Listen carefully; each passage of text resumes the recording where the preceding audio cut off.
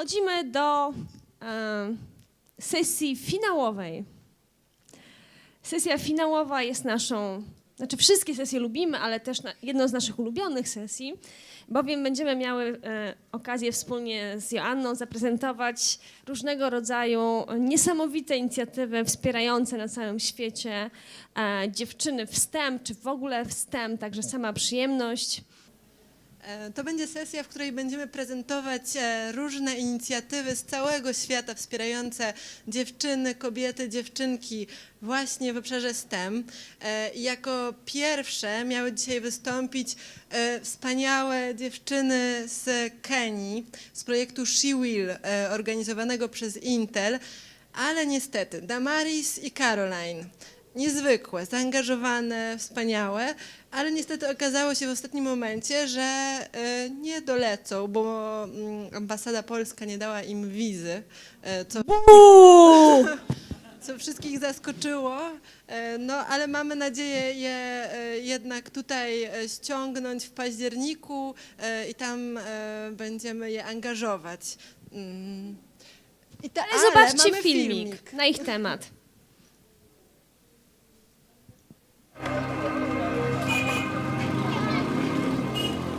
My name is Caroline Wambui.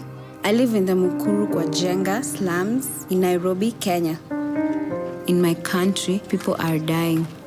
People who needn't be. We don't have a national organ donor program. Instead, we have back alley clinics where the organ black market thrives. Many of us have been approached to sell our organs.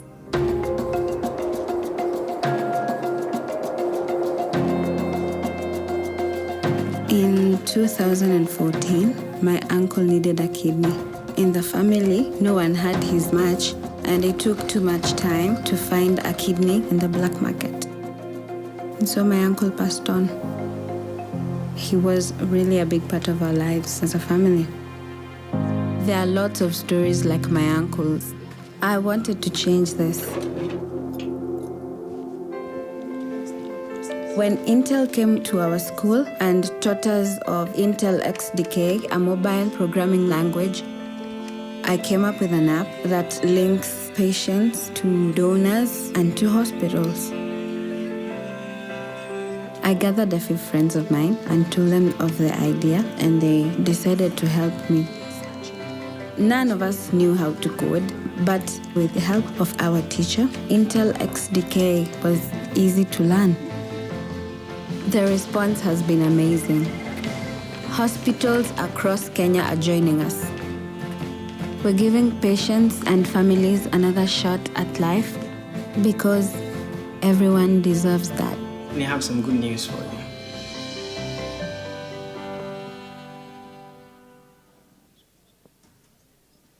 Proponuję oklaski dla dziewczyn.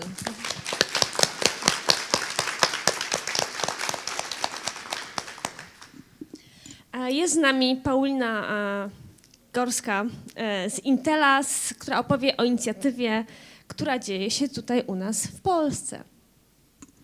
Witam wszystkich. Tak, przenosimy się z Kenii na lokalne podwórko. Intel jest firmą globalną, dlatego działania kobiece są też inicjowane na całym świecie. Natomiast 2 lata temu nasz prezes ogłosił, że Intel też stawia na różnorodność.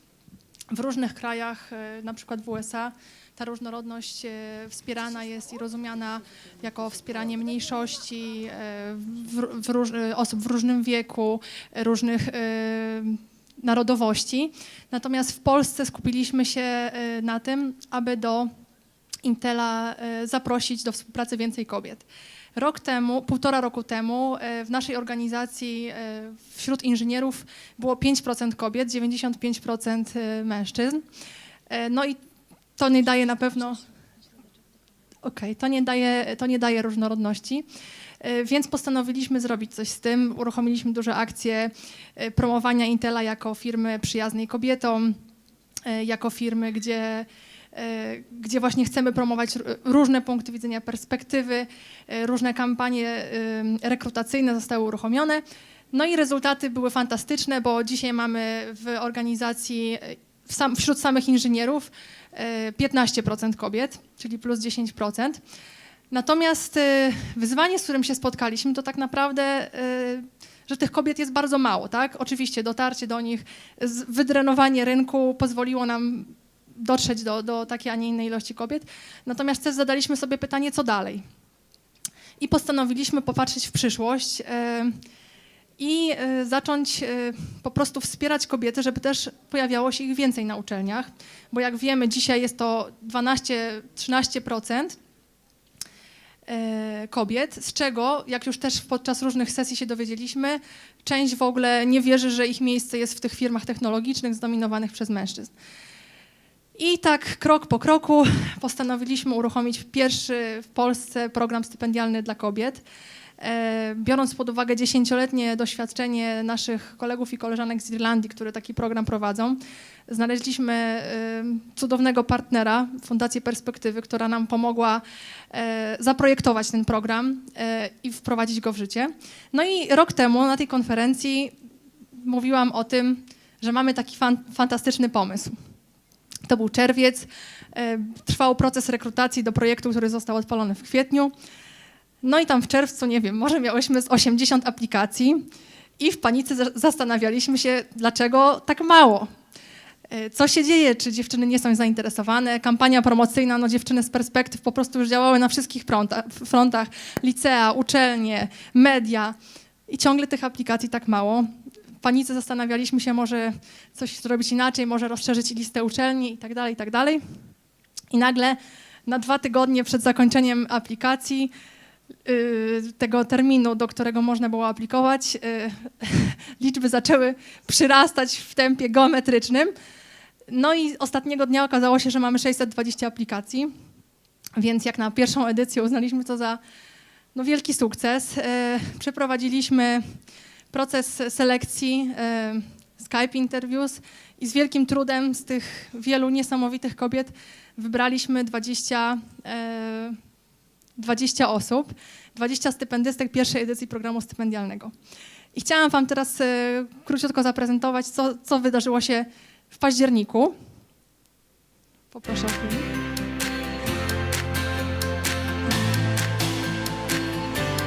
Dla Intela bardzo ważną rzeczą jest inwestowanie w różnorodność. Bardzo mało pań kończy studia techniczne w wysokich technologiach. W związku z tym wpadliśmy na pomysł, żeby zaktywizować również uczelnie, zachęcić panie do studiowania na uczelniach technicznych.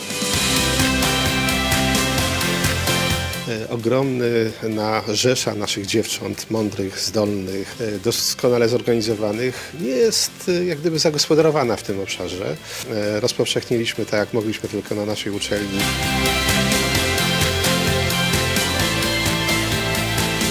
Program Nowe Technologie dla Dziewczyn skierowany jest do wybitnych, utalentowanych, młodych kobiet, które zdecydowały się na karierę w nowych technologiach. Składa się z 3 filarów. W pierwszym jest stypendium w kwocie 12 000 złotych na rok. Drugi element to program mentoringowy. Stypendystki będą objęte opieką mentora, będą pracowały z mentorem przez najbliższe 8 miesięcy.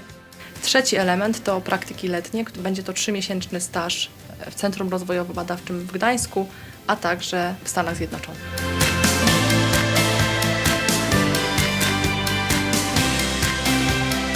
Zorganizowaliśmy wczoraj wycieczkę, żeby pokazać, nad jakimi technologiami pracujemy w Intelu i żeby pokazać różnorodność technologii, którymi można się zajmować po studiach. Jest kilka ważnych argumentów za tym, żeby wspierać kobiety w nauce, w technologii, w innowacji. Argument prawny. Prawo europejskie, międzynarodowe, także prawo polskie zaleca pewne środki specjalne do czasu wyrównania się proporcji płci w danym obszarze, wspierające tą płeć niedoreprezentowaną, no w naszym przypadku kobiety. Argument naukowy. Nauka udowadnia już ponad wszelką wątpliwość, że zespoły różnorodne, mieszane funkcjonują po prostu lepiej. Argument historyczny. Kobiety dostały się na uczelnię w ogóle dopiero 100 lat temu. Potrzebują trochę jeszcze wsparcia i czasu, w związku z tym, żeby w pełni rozwinąć swój potencjał w tych obszarach, gdzie na razie jeszcze ich nie ma aż tak wiele, jakbyśmy chcieli.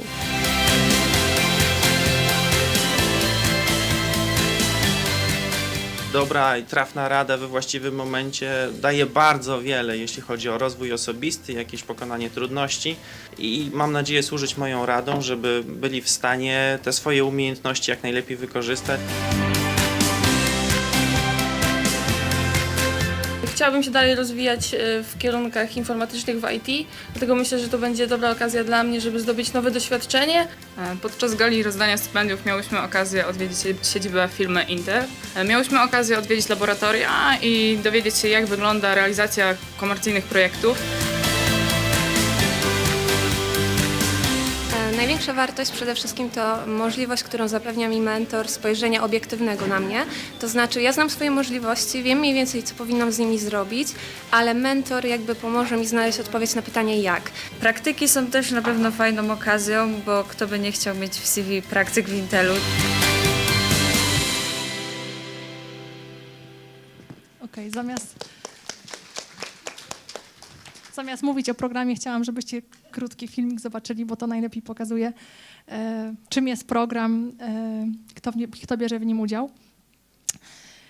Muszę wam powiedzieć, że pół roku pracowaliśmy nad tym, żeby odpalić ten program i tego 13 października, jak te 20 prawdziwych, żywych, cudownych kobiet przyjechało, byłam bardzo, bardzo tak osobiście wzruszona poznaniem ich, że dotykamy, chcemy pomóc, chcemy zmienić życie i wesprzeć też w wierze w siebie, w życiu zawodowym w tej dziedzinie te niesamowite kobiety z potencjałem. No i to był październik, tak? Dzisiaj mamy czerwiec. Jakie rezultaty? Jakie owoce? Mogłabym też o tym sama mówić, ale chciałabym, żeby o tym powiedziały nasze stypendystki. Mamy dzisiaj z nami 2 z 20, Esterę i Asię, i poprosiłam je, żeby krótko powiedziały też wam o tym, dlaczego ten program był dla nich ważny, czy był ważny i co wniósł w ich życie.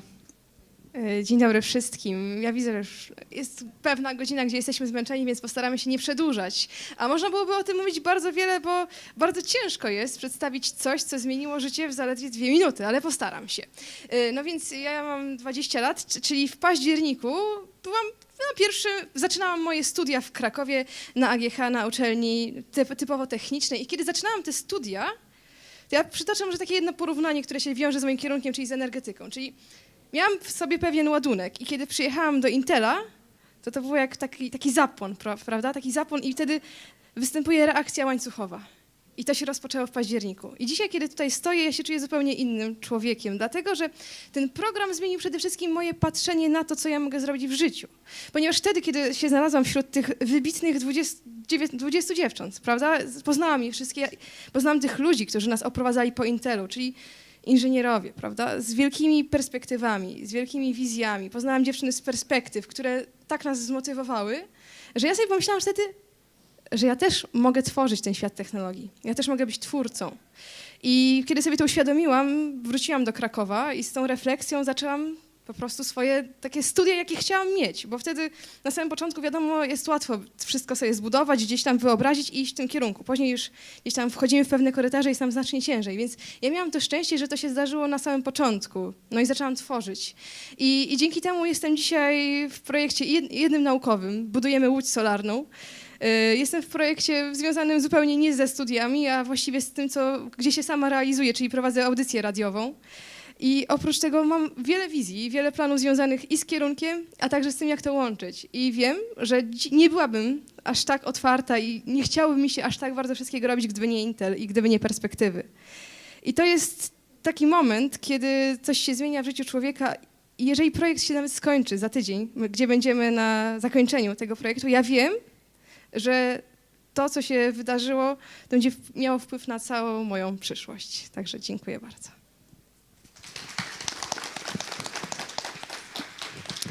Cześć, witajcie. Asia tutaj dopiero zaczęła studia i dostała tą wspaniałą nagrodę. Ja już kończyłam studia, byłam na 3. roku, gdy otrzymałam nagrodę, tutaj to stypendium.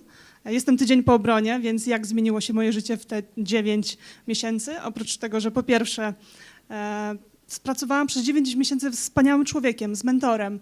Wyznaczyliśmy sobie cele, oboje jesteśmy pracowici, więc je naprawdę skrupulatnie realizowaliśmy. Były to cele związane głównie z programowaniem i z umiejętnościami menedżerskimi.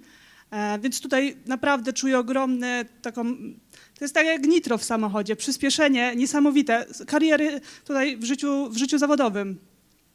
Drugą sprawą jest to, że poznaliśmy wspaniałych ludzi, którzy odnoszą sukcesy, inżynierów, magistrów, doktorów tutaj informatyki czy dziedzin pokrewnych, którzy pokazali, że możemy, jak możemy, którzy nas zachęcają, dają materiały, wskazują drogę, pokazują ścieżkę, w którą mamy się rozwijać i port, do którego mamy płynąć. A po trzecie i najważniejsze, możemy realizować swoje marzenia z Intelem, bo nie ukrywam, że od dziecka marzyłam o tym, żeby wyjechać do Stanów jako taką początkową podróż. Okazuje się, że dziewczyny, wszystkie stypendystki mają szansę odbycia stażu w Gdańsku w Intelu. 2 dziewczyny jadą na staż do Stanów i właśnie chciałam za to podziękować.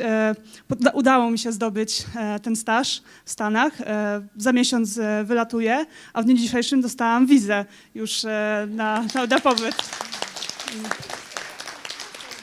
Więc Intel zmienia życie, w moim przypadku życie zawodowe, przyspiesza ten wzrost, daje nowe możliwości, ale szerokie możliwości, ponieważ do tej pory pracowałam w firmach, gdzie wykorzystywałam różne technologie tworzone przez Intela, a teraz będę je tworzyć. Za to dziękuję.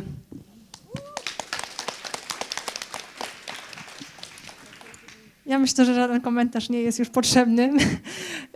Nie ustalałyśmy, co powiedzą, nie wiedziałam. Natomiast chcę tylko powiedzieć, że zdecydowaliśmy się na to, żeby co roku wręczać to stypendium, pomoc mentora i ofertę praktyk 20 nowym kobietom. I myślę, słuchając Asi, Estery i też innych osób, że te kobiety już nigdy nie będą miały wątpliwości, że się do tego nadają i że to jest ich miejsce. I nawet jakby ktoś im to powiedział, że przyszły na Politechnikę szukać męża, to już puszczą tam mimo uszu. Żeby jednak też dla nas ważne, to dużo tutaj było o networkingu i o tym, że to jest ważne, żeby też kobiety się wspierały, pomagały sobie, będąc w różnych firmach, tak? Bo my patrzymy na to jako ekosystem.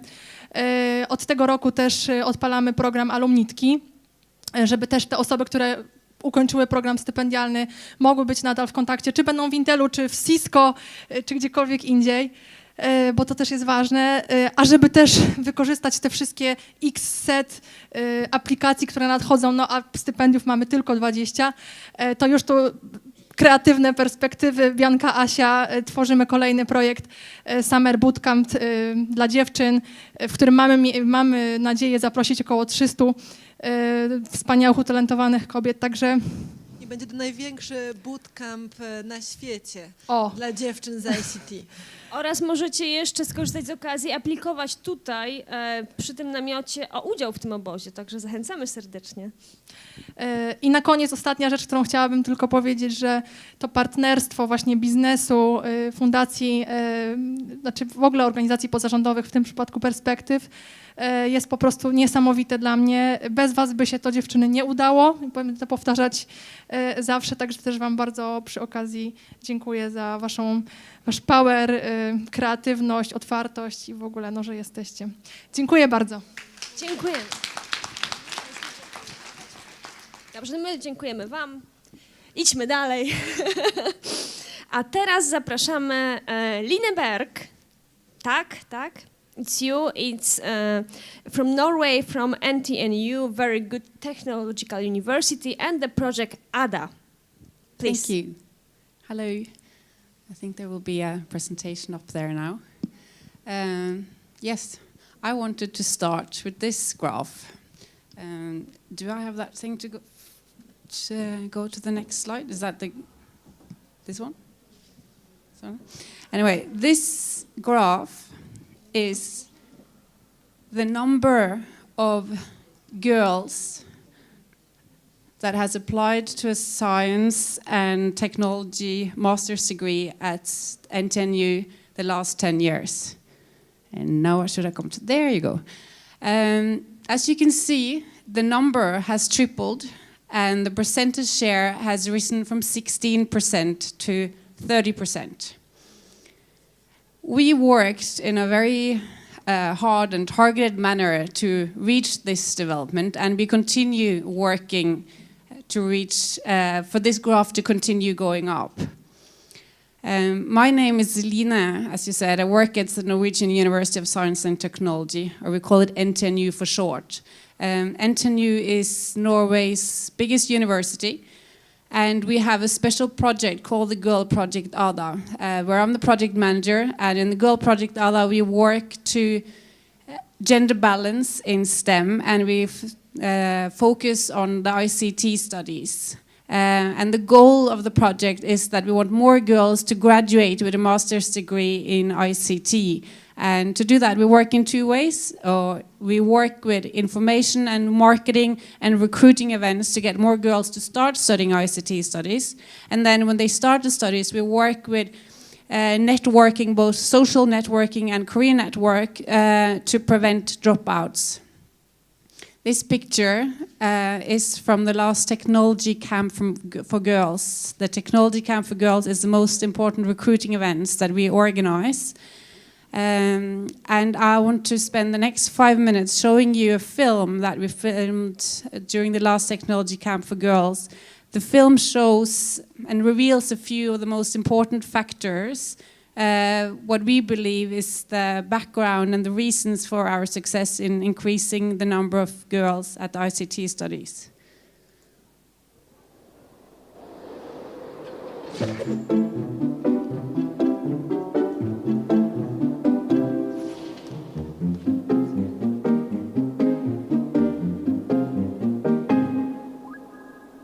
NTNU has worked since the 1980s in a targeted manner towards recruiting girls to science and technology studies. The last 10 years we found the method that we use today, the method that we see work and we can see the results. In order to break the stereotype that ICT is only for guys, we invite girls from final and second final year of high school that major in mathematics. We invite them to the technology camp to meet the students where they are, to meet the professors where they are, to just get a feel for what the student life would be like. Jeg søkte egentlig teknologicampet fordi at bare for å få litt sånn kjennskap til hva det egentlig man gjør på universitetet, for selv om vi hører veldig mye om det på skolen, så har vi på en måte ikke opplevd det selv. Så egentlig derfor. Jeg synes det veldig hyggelig og koselig her, og jeg synes opplegget har vært utrolig bra så langt. Jeg liker følelsen av å gå rundt her og synes ting ser spennende og interessant ut. Working for increasing the female share among the ICT students is important for this university. Gender balance is a factor that we are measured on by the Ministry of Education in Norway.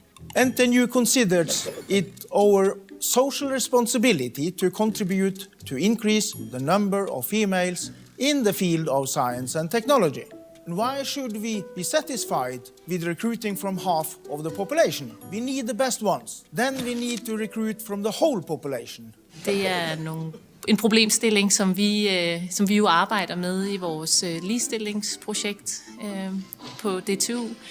Og synes, at det var oplagt at komme her og besøge jer og se, hvad det er, I gør. Så har vi været rundt i dag og kigge på workshops, og det ser super spændende ud og meget inspirerende. Selv jeg fik helt lyst til at læse ingeniør.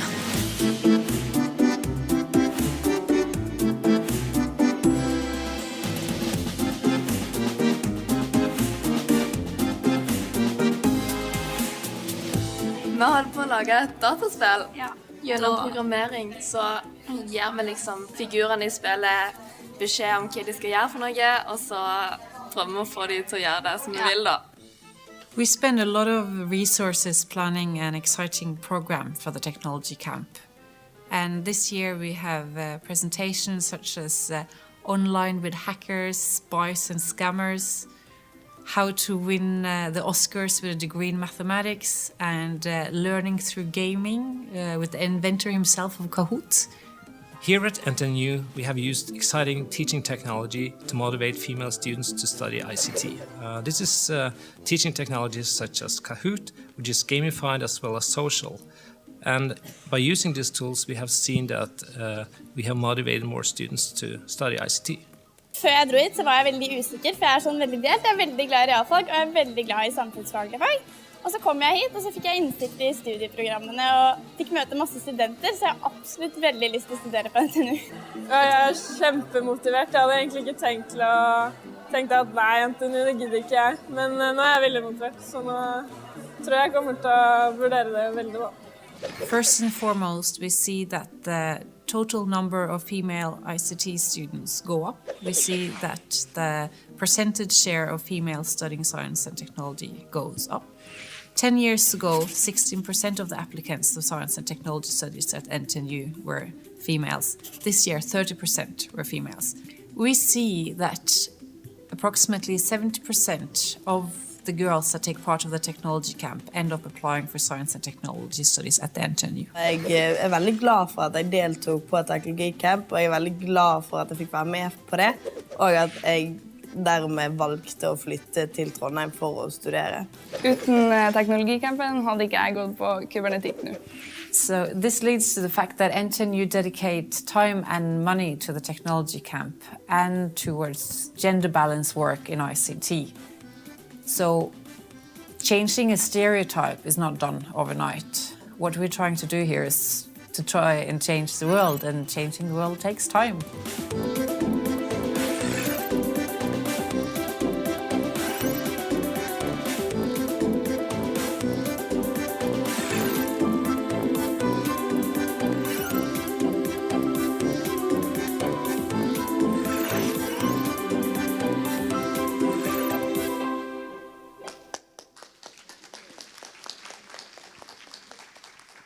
Yes, changing the world takes time, but we're going in the right direction.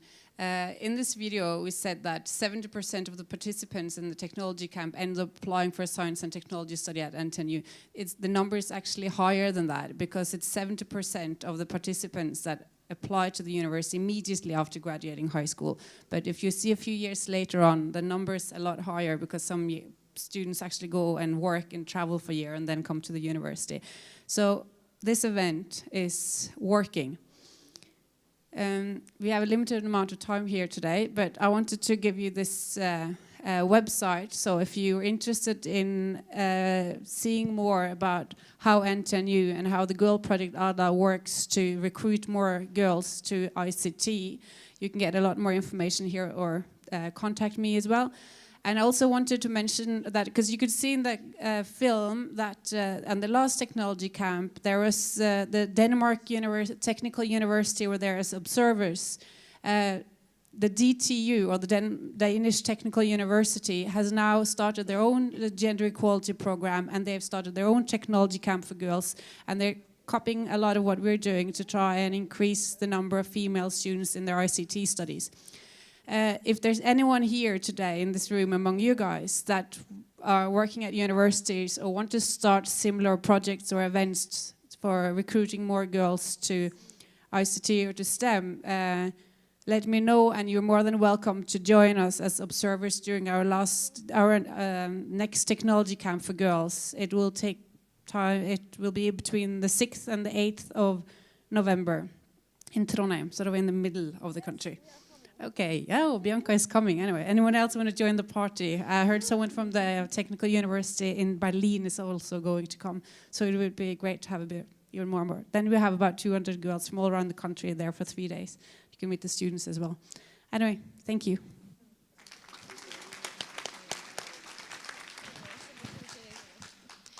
Thank you very much. Thank you, thank you, thank you. And now we will have, hopefully, connection with Tajikistan. Exciting, isn't it? So, Halima. Yes. Hi, can you see us? Yes. Okay, so Halima is also connected with Cisco somehow. Even though there is no Cisco in Tajikistan, still there is Cisco academies. And Halima is a manager, good spirit of the Cisco Academy for Girls in Tajikistan, and I had a great honor to meet Halima in person, and she's a great woman. She's doing a great job, and I'm very happy that she was able to participate in this event, even online. Hello, Halima. Thank you very much. Assalamu alaikum. Good afternoon, dear Bianca. Good afternoon, dear guests. Good afternoon, dear friends. Good afternoon, dear students. First of all, I want to thank Miss Bianca for inviting me and participating in this seminar. And I want to introduce myself. I am Halima Kayumova. I work in Technological University of Tajikistan as Dean Assistant for Social Issues in joint Ukraine and Tajik faculty. In general, I work with girls who live in hostel and with orphan students. I organize computer courses and Cisco courses for girls.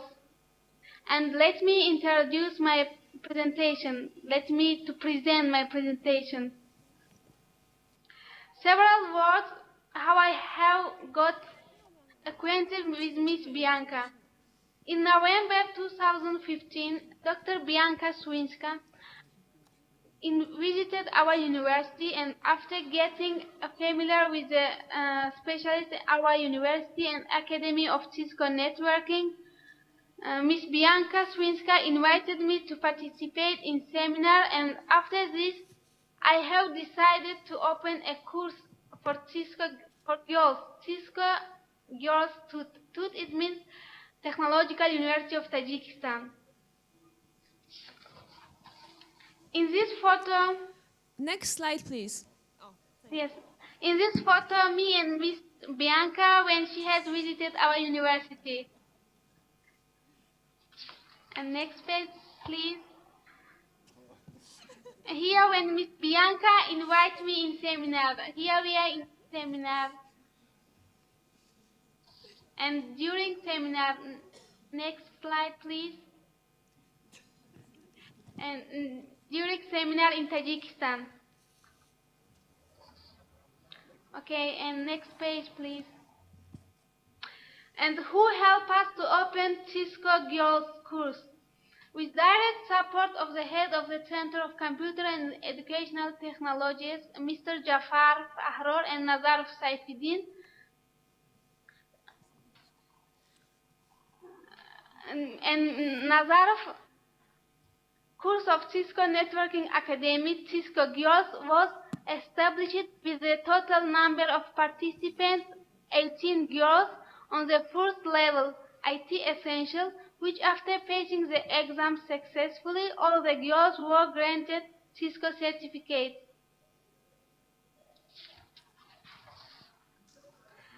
And several words about Cisco Academy at Technological University of Tajikistan. The inauguration of Cisco Academy at Technological University of Tajikistan was made in May 2012.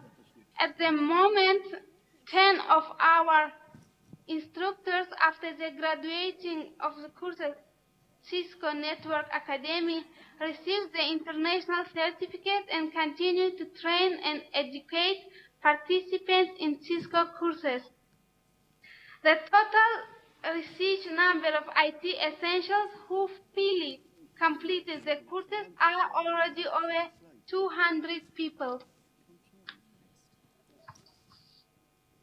And next page, please. Here we were introducing Cisco courses to our girls. And next page, please. It's very interesting to our girls how to assemble a computer and which parts computer consists. They were very interested in it, our girls. Next page. For our girls was very interesting practical trainings.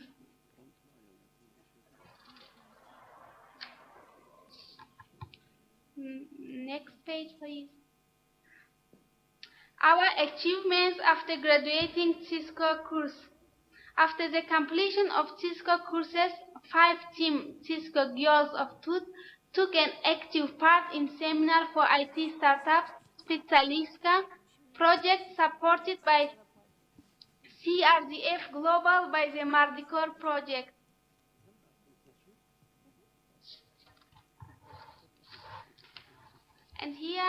our team.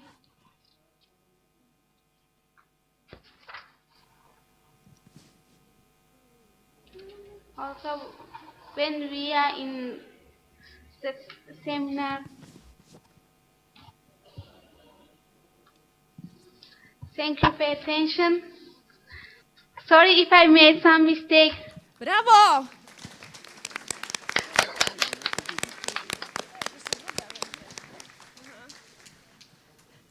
Thank you so much, Halima. Thank you so much. I hope that we will meet you in person next year. I hope I will do everything to have you now in Warsaw. Thank you very much. Thank you so much. Thank you very much. Thank you very much. And we have Gulnora with you, yes? Yes, now she will come. Maybe So we will after. wait. Okay. Okay. Okay. Maybe we have some question or comments. Yes, moment. We have a question from the expert, Tajikistan expert. Ja z góry Państwa przepraszam, porozmawiam przez chwilę po rosyjsku с Халимой, będzie нам łatwiej и przetłumaczę to на польский. Халима, привет, меня зовут Мартына, и я очень горжусь тем, чем ты занимаешься. Я 7 лет работала с женщинами из Таджикистана и думаю, что то, что ты являешься айтишником, это вообще что-то в Таджикистане. Спасибо. Я сейчас скажу по-польски, хорошо? Cześć Halima, ja się nazywam Martyna i pracowałam przez 7 lat z kobietami w Tadżykistanie i jestem bardzo dumna z tego, że jesteś dziewczyną z IT w Tadżykistanie, bo to jest ogromna sprawa в tym краю. Халима, скажи, пожалуйста, почему ты стала айтишником? Если можешь, скажи это по-английски, если тебе удобнее. Okay. Ja zapytałam Halimę, dlaczego zaczęła się zajmować IT, bo to jest zupełnie, to jest niesamowita sprawa dla kobiety w Tadżykistanie. Tak, i to jest ważne, żeby powiedzieć, że to jest wielkie szczęście, że mają prąd i internet, że możemy się połączyć. Thank you very much. When I studied in school, it was very interesting to me how to assemble a computer and how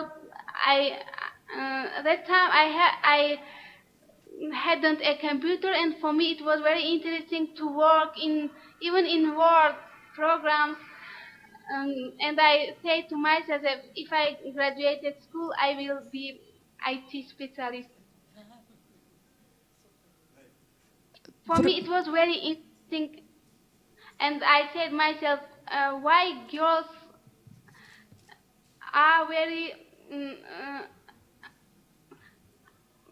because in Tajikistan that time girls wasn't in STEM, and I said I will in STEM and I will be IT specialist.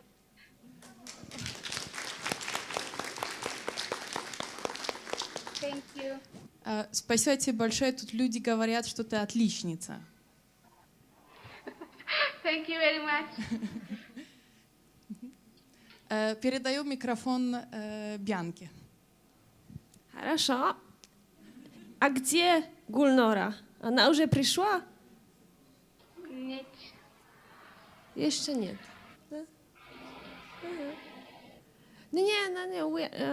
My ждем Gulnorę. Ждем. So I have met those two girls, Halima and Gulnora, when I was working for the World Bank in Tajikistan.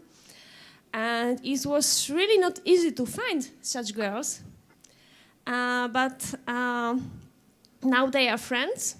And I hope that they both will be contributing to inspire more girls into IT, into STEM,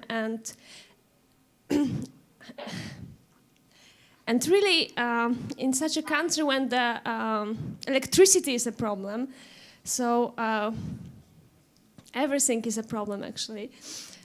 This is very difficult, but also very important, even more important than here in Poland, I think, to support this kind of people. And Halima is helping girls who doesn't speak English, who doesn't have any idea about computer, to start to use new technologies. So this is really, really, really great. I think, and where is Gulnora, if I may ask? Can I, sorry, Miss Bianca, can I go? Yes, of course. For Miss Gulnora, I will call her. Gulnora! Okay, can you wait, please, 1 minute? Yes, of course, we can wait. So, let's wait. We have a comment from Eva.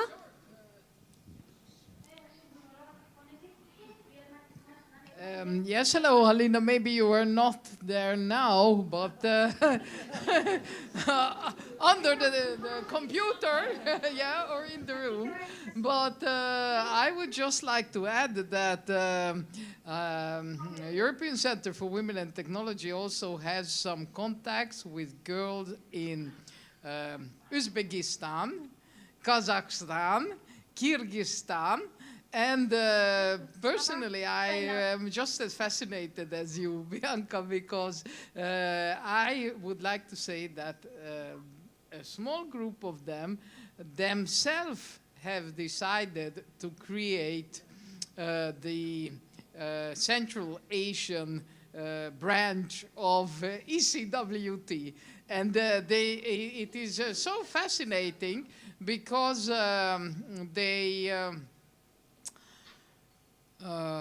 actually network through some funding also from World Bank, and had a training which was organized by the e-learning center from Lithuania.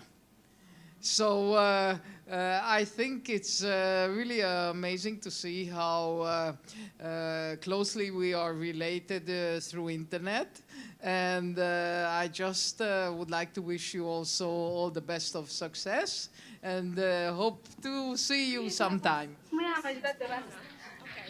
Okay, Gulnora. Yes, There is Gulnora.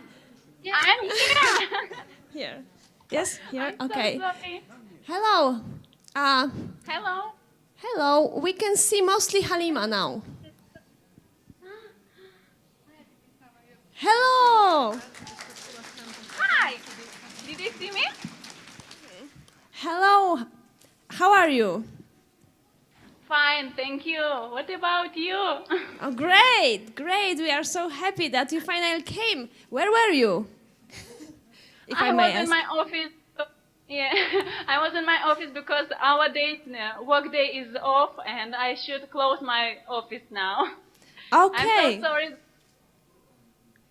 Tell us a little bit maybe about your program in the US and about your idea to support girls in Tajikistan in STEM.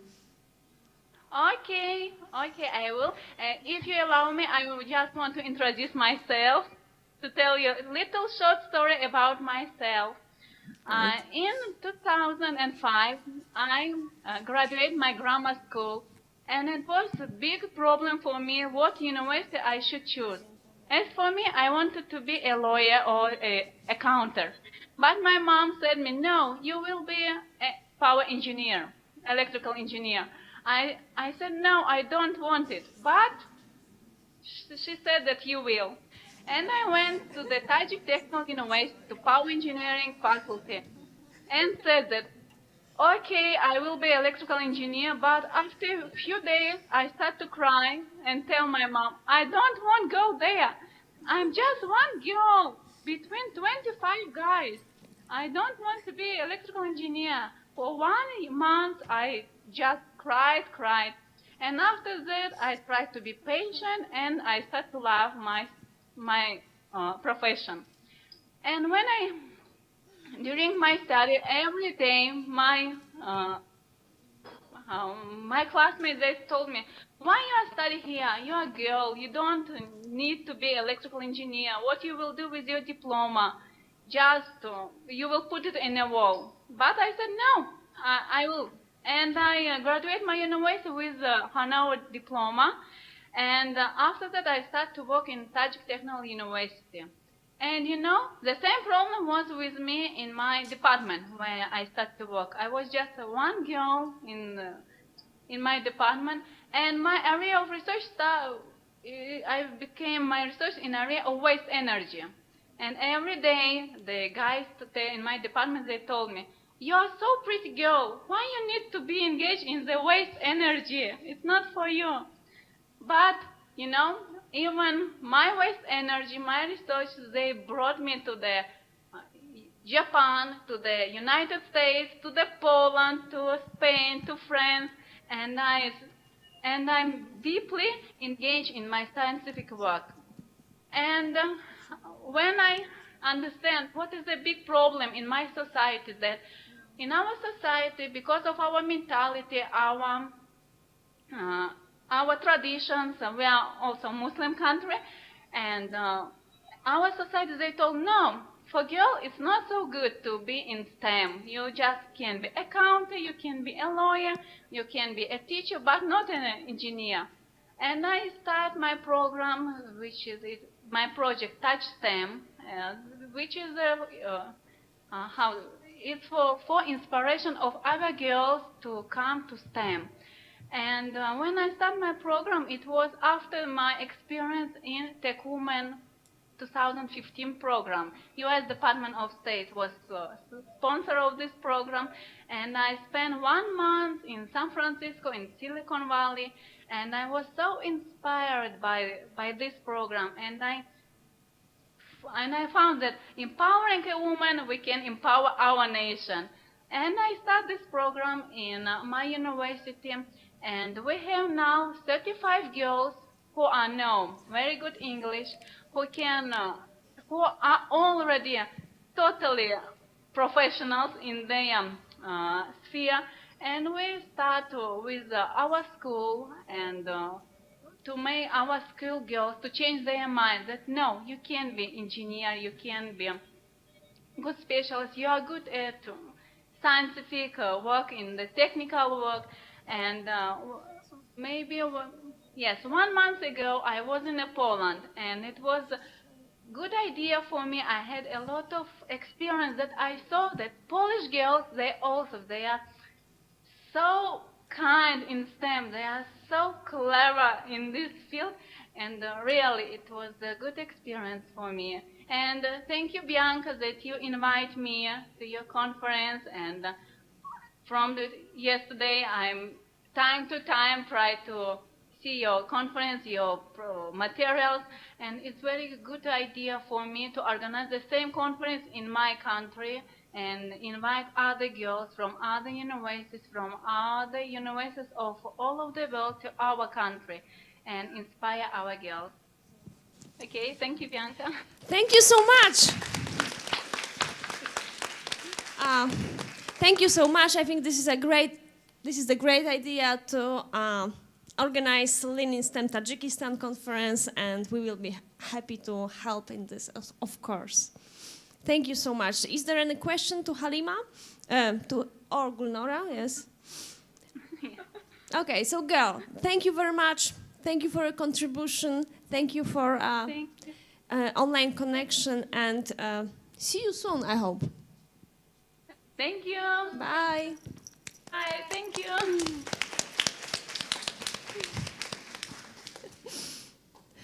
Okay.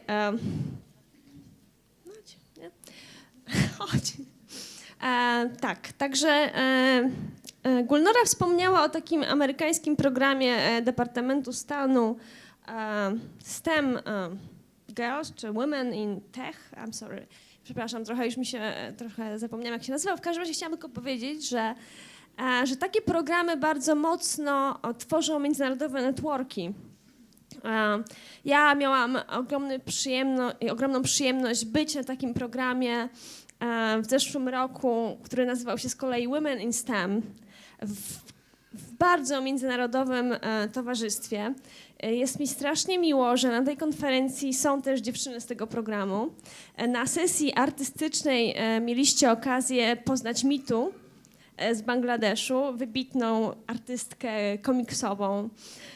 która tutaj właśnie odpowiada za wspaniały projekt, o którym powiemy zaraz. A mamy też Petrę Kotuliakową, która również była moją przyjaciółką na tym programie, która robi wspaniałe rzeczy, jeżeli chodzi o promocję IT wśród dziewcząt na Słowacji, także nie tak daleko, ale jakże ważne działania. Hi everyone. I would like to speak in Slovak, but I'm a little bit afraid that you will not well understand, so maybe I will skip into English. So I'm Petra Kotuliakova from Slovakia, and I'm happy to have Bianca and me too from Bangladesh, and even Magda Maciejewska from Warsaw. We have spent a very nice time in States and discussing a lot of about girls in STEM and how we can help them and encourage them for getting in.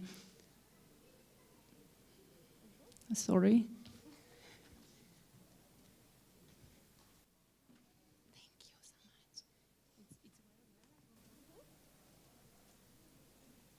Laser? Okay.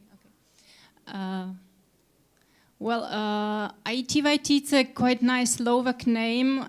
In English translation, it's not so easy, but the main meaning is that you too in IT, that every one of you can be in IT and can have his place there. Why we started, before I will tell why we started this program, a couple of numbers. Actually in Slovakia we are missing 10,000 ICT professionals. Europe is speaking about 1 million of missing ICT professionals in 2020. And when we have counted number of ICT graduates in Slovakia per year, it was about 1,000. Slovakia is a very small country in comparison even with Poland.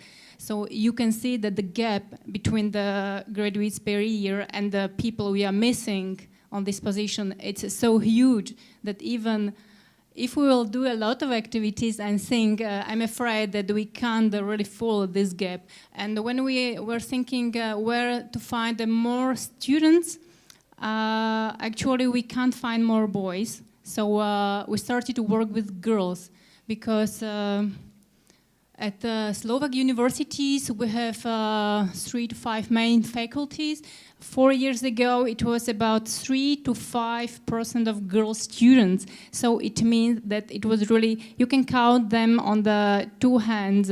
And this number was really ridiculous. And you have never seen the girls in these schools.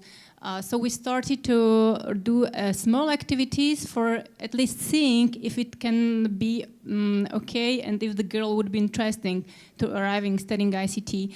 After 4 years, we are very proud to have 10%. When I was listening Lynn, she was starting at 16%. So and now I'm so happy to have at least 10. So it's really a difference. But I hope that in 10 years we can be at least on 20% maybe.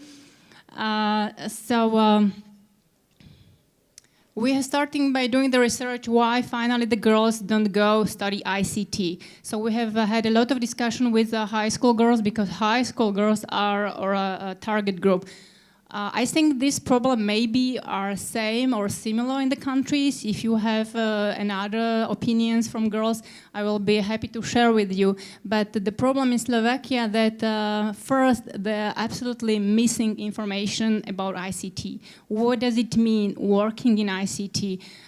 In general, everyone thinks that they will be spending all the day working in the computer and typing on the keyboard, and it's really boring and really not very creative.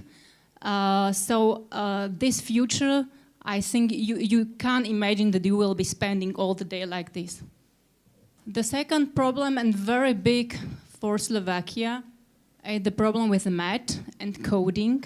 Actually, our system, our scholar system, passed some kind of some more reforms, which caused that actually the high school students have no enough lessons of maths. It means that they are not enough good in mathematics, as I can tell it. So everyone is afraid if he can manage to study ICT, because on this type of school you really need to have the good basic and some logic thinking. So they are afraid if they will be able to pass through math and through coding.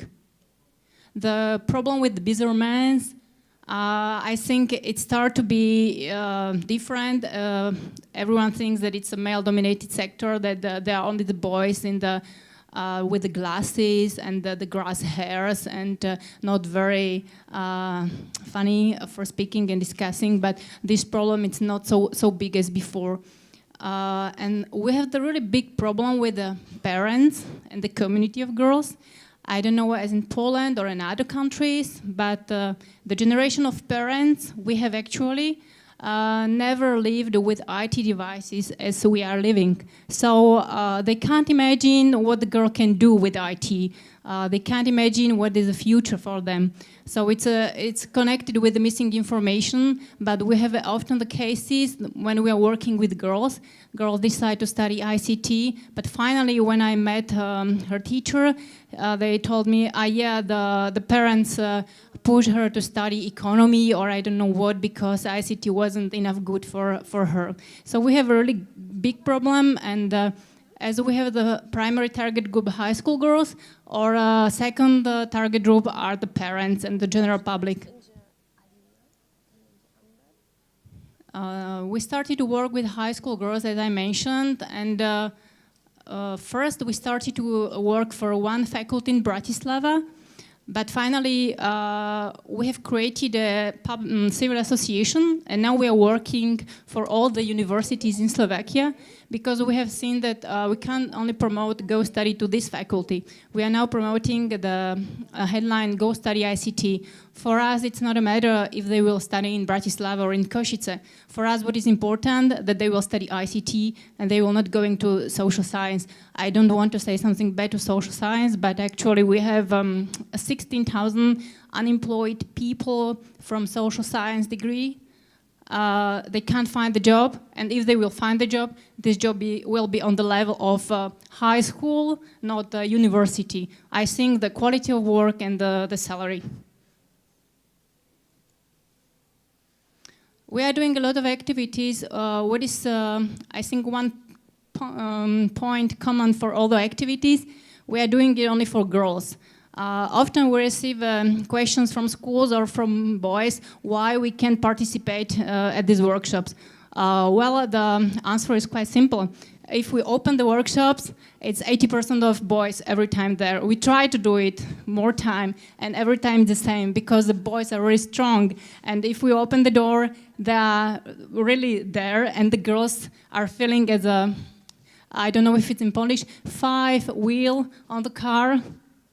So they are feeling very bad and not very comfortable, and they feel that they are the worst in the group. So we try really to do the workshops only for girls, because they are all on the same level, they can lose on the same thing, and no one from there is the most stupid, if I can tell it like this.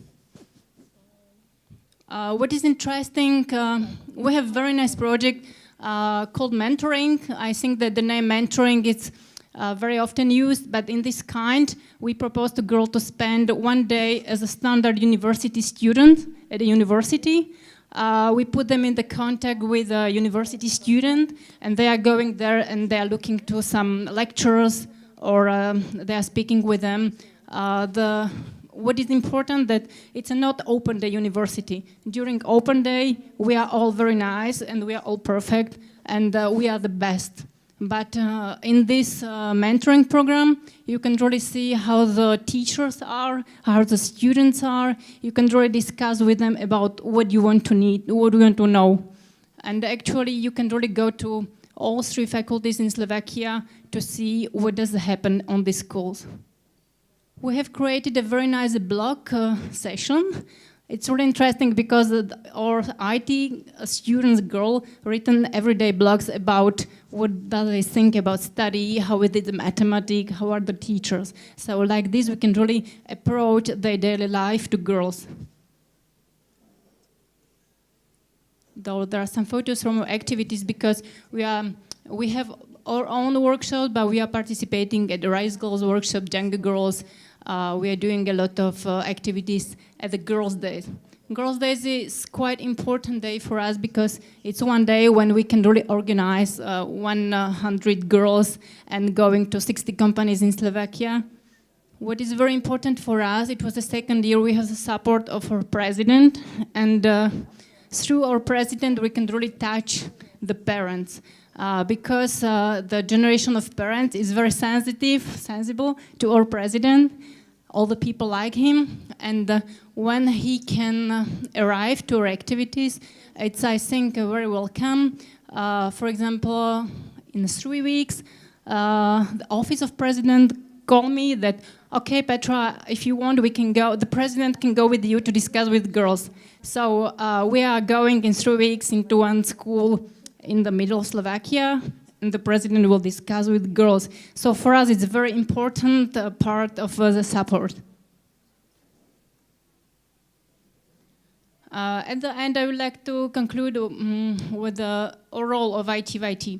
ITVIT is really the civil organization, and we are in the triangle between high schools, universities, and companies. Because for companies, it's quite difficult to approach the students on schools because everyone considers the activity of companies as a private activities.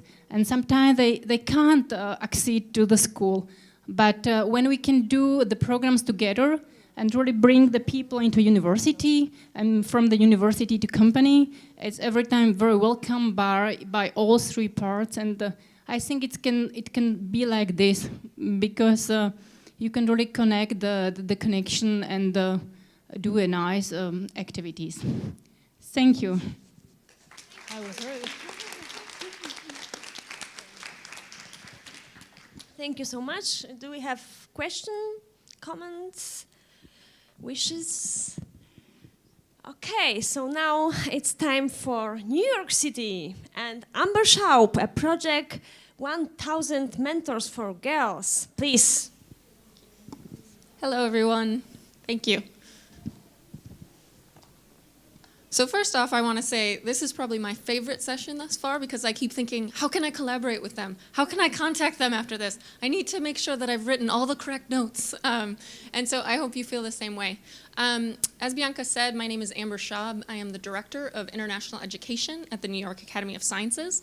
We are an almost 200-year-old institution. We actually turn 200 next year. And we are a nonprofit membership organization with over 20,000 members across the globe. And what's really important to know before I get into the program about our organization is that we were founded on a democratic ideal. What that means in this case is that any of you, if you are within science, can be a member of the Academy. We don't want just old white dudes who have possibly won Nobel Prizes, although we have 28 of those as well. We're really about increasing access to science, be that through education, be that through publishing research, be that through convening people at the Academy in New York. And so what I do is I work under a larger umbrella called the Global STEM Alliance. So the education department is really about increasing access and equity within science education throughout the globe. How we're doing that is with direct intervention. I'll talk about one of our programs in a second, but we also work with governments to review their science policy, to review curriculum. We actually have a STEM certification program that reviews curriculum in other countries, as well as our own. And we are looking to have a lofty goal of, one, reaching 1 million students within the next 3 years, and two, we want to solve today's global social issues through science or scientific thinking. And so that's really what we're looking to do here, even in education, and we believe that's a lifelong endeavor. So one of the things we think about when we think about education and how we are going to make this a better world and increase, again, access and equity so that we are truly reaching our potential is to think about the workforce and what's going on right now. So we feel that there's a STEM paradox going on out there in the world. What does that mean? It means that we all know that jobs in the future will require STEM skills. However, the skills that people are getting may not be matching what the workforce needs, right? So you, on the one hand, have an overabundance of people, like let's say with PhDs in biology, but you have a lack of people who are coming out with engineering degrees. So there's kind of this mismatch, right, in the workforce. So we don't have qualified technicians, and yet we also don't have people ready for the workplace. Of course, as we've talked about a lot here, we also don't have enough populations and diverse populations working in science. So of course women, I think we all have talked about that, but other populations such as those in ICT who are not in the United States, right? Or who are not in Europe. Someone who is from Nepal wanting to get into this. other populations who may not be as treated as equally within their own countries, thinking about those untapped pools of talent. And so that's something that we think about. On top of that, though, if you are being developed as talent, there's, of course, the issue of brain drain. And I can say, I know this as the United States, we tend to do this. People come to the United States and other countries and aren't, even though they've studied in their main country of origin, they are not necessarily bringing their know-how or those skills back home. And not that you have to, but the fact that they're only possibly increasing the dominance of the countries that we tend to know of when we speak of scientific innovation. That's something that we want to really make more equal, so it's not so lopsided. So through our STEM education programs, we have tens of thousands of kids impacted each year. That's in New York City, in person, and again, education's a lifelong endeavor. So we do anything from early childhood development to, we have 8,000 members who are PhD students and postdocs who really think about their professional development and how do they work on their communication, their critical thinking skills, all those things that one needs regardless of what STEM field you end up going into. And we want to support them in that. So I want to say that this lofty goal of reaching 1 million students and also of solving today's global social issues throughout the globe, that means that we need a huge network of partners. And I'm very happy to say that we are global and we're working with certain governments, as I said, like the government of Malaysia, the government of Croatia, the city of Barcelona, etc. But we're also working with a portfolio of funders, which means you need, as you've heard before, industry, you need nonprofits, you need government, you need educators. And that's a really important thing for us to know so that we are being able to have sustainable funding and sustainable interventions. So I do want to talk about briefly something that is coming to Poland and coming to, well, everywhere. So first I want to ask everyone, raise your hand if you know a high school girl. Okay, great. I'm looking at all of you, right. Okay, and so of these high school girls, also raise your hand if those high school girls are interested in science or STEM broadly. Interesting. All right. Well, if those girls happen to be, oh, I see a young boy over there. I hope you know a high school girl. If you know a girl who is in high school, who is interested in STEM, we want to talk to them about one of our projects. And that project is called 1,000 Girls, 1,000 Futures. And as Bianca said, it's under this 1,000 Mentor project that I'm doing. What it is it's a free program. I always want to stress that. We are a nonprofit. It does not cost money to do anything with us because that is something that is an ideal that we have. But what it is it's an online mentoring project where a young woman is paired with one-to-one with a female STEM professional throughout the globe. And you're matched by your preferences, be that cultural background, be that I'm interested in this type of field, I want to be matched with that sort of professional, be it language, etc. And what they do is they actually work on a plan, an individual development plan, and then they benchmark that throughout the year so that they can help a girl meet her individual goals.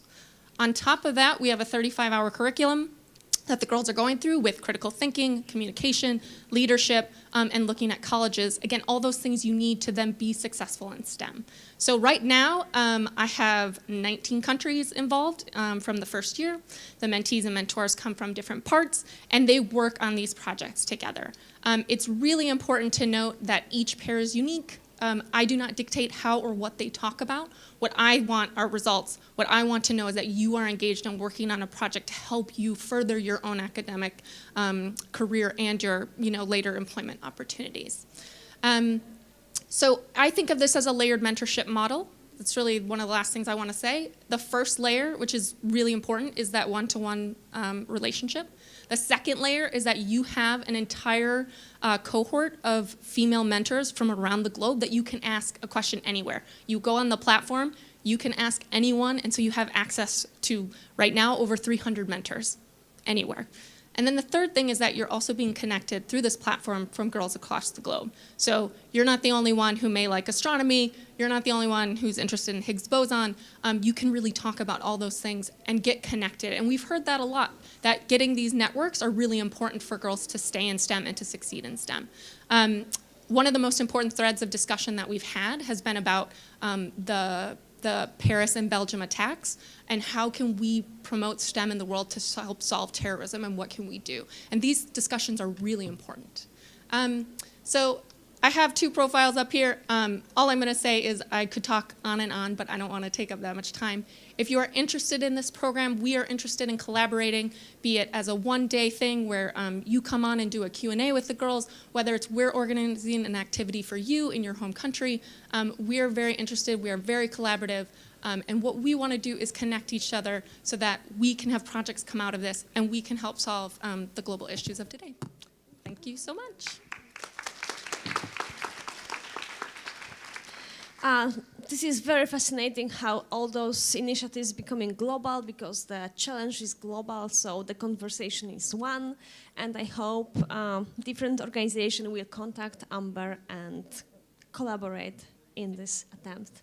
Thank you very much. And we have a great woman from Belarus. Yes, Alina, I'm talking about you. We are very excited. This is the first guest from this country, so we are very interested what is happening there in IT and women. Thank you. Before I'm starting my talk, I'd like to say that I'm really excited to be here. Thank you, Bianca, very much for the invitation. And I'm representing IT community of Belarus, and I'm going to tell about our project and to make a short overview about women in tech in Belarus and to show you some numbers, a bit of statistics, how it's going there. When I'm talking about community, I've got two meanings. One is a bit wider and one is a small meaning. The wide meaning is all the IT professionals from Belarus. It's about 50,000 people or something like this. That's all people which are involved in software development. And I guess 90% of them are working for the global market. Either as services on outsourcing companies or making their own products which are famous all over the world, such as Viber. I believe you use it, such as World of Tanks. I believe some of you could play it. And lots of other different products. And by the way, Fitbit is produced in Belarus as well, and programmers are staying in Belarus as well. So, couple of words about our project. Space, it's the venue for gathering IT people, for gathering communities in this small meaning, what I was talking about already. There are lots of smart young people which are really glad to meet each one and to share knowledge and their experience. And we give them this opportunity. We meet the people, we meet IT people and tech people at our place, at Space, and they can use it. Actually, Space is about 2 years old. It started in November of 2014, but our activity started much years before. At the beginning, we started as a team of active people, of active girls, actually, who started to gather all the tech engineers and to help them organizing their events. Meetups, conferences, hackathons, and other formats. So we started with the community of mobile developers, of iOS developers and Android, and then others started to be involved in this movement. And more and more and more, and now I think there are about 10,000 people which are engaged into participating in our events, and they visit us regularly at our venue, and they meet each one, and they can share knowledge and share their experience. So 2 years ago, we started to contribute in Women Tech Makers community and started to help young women to gather together and to to discuss the situation and their role in the IT community, in tech community. Now I would like to go to my presentation and show some numbers to you, and short word about the numbers and how they were collected. We are working in a strong partnership with the DevBuy portal. It's a huge online project. It's dedicated to IT community as well. I think about 150,000 people monthly read it and communicate there, leave comments, read the articles, and so on and so far. DevBuy portal is making annual survey and then make a report. And now I would like to show you these reports year by year. So please show me the next slide. This is a short overview of 2015. Okay. Yeah, thank you. Thank you. In our survey in 2015, there was 1,400 respondents. And finally, we broke the 20% broad of female respondents. Before 2015, there were not so many. 19% of respondents are from Minsk, and finally the second high score is finally this year there are more women developers, women engineers than women in QA. I hope that you are a bit aware with all these IT roles and positions. So QA, it's a quality assurance engineers. It's traditionally there are traditionally more women than in development, in programming. And finally, this year, our respondents, there were more engineers among them than quality assurance. So here you can see year by year. The first is 2010 and the last is 2014.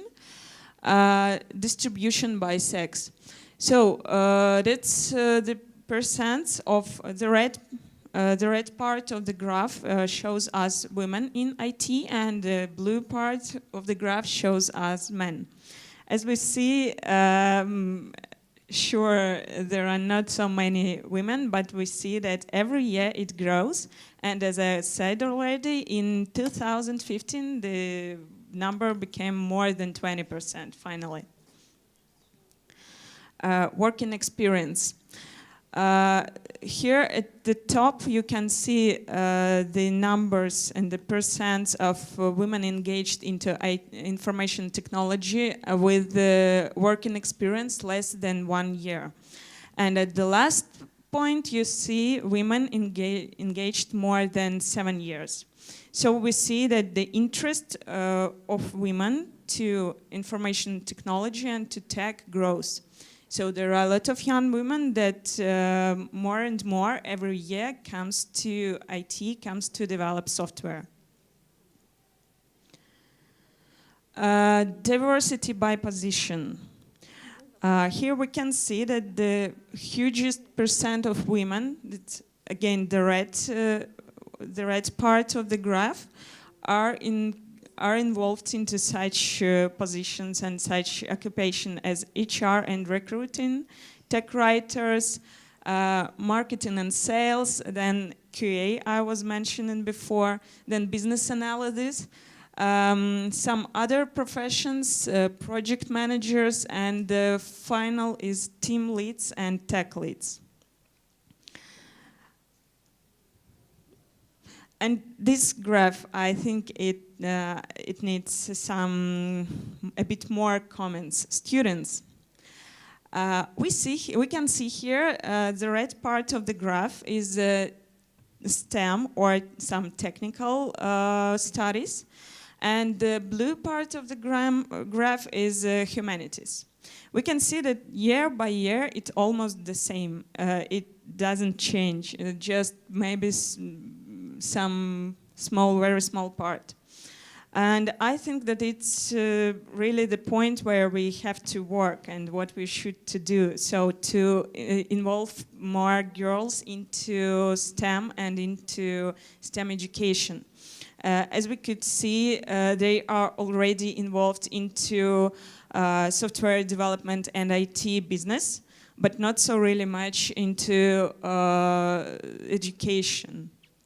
So I think that's the new step for us and new big thing. And I hope to collaborate with all this beautiful community and with all people I've met here to work on it. There are some more pictures and more numbers about position and salary dependency in 2015. That's the freshest, I think, the freshest numbers. So you can see almost all the positions shows us that the difference between salary for men, it's the blue graphs, and salary for women, that's the pink graphs, are different, and women usually gets, unfortunately, less than men. Only 2 positions are equal, that's analysts and juniors. Junior specialists that are younger, they sometimes girls can get even more. So it can show us that the girls are really has good future, good perspective. And the job satisfaction, that's interesting because the previous picture showed us that women not usually get the same salary as men, not the same money. But here we can see that the satisfaction of women is higher. I'll go to show.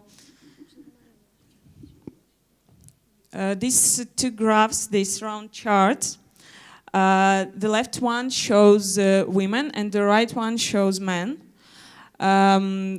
Dark green shows a very high level of satisfaction. Green shows a high level of satisfaction. Yellow is not so good, and red and dark red are people who are not satisfied. So you can see that women has more green space in the pie chart than men. So I think that's all about the numbers now. And I'm interested, how is it going in your countries?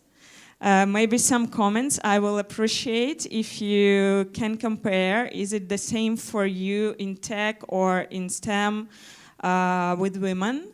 Or it's totally different, or maybe some questions, or maybe some comments about what do you think about these statistics and how we can work with this and what we can do to increase these results.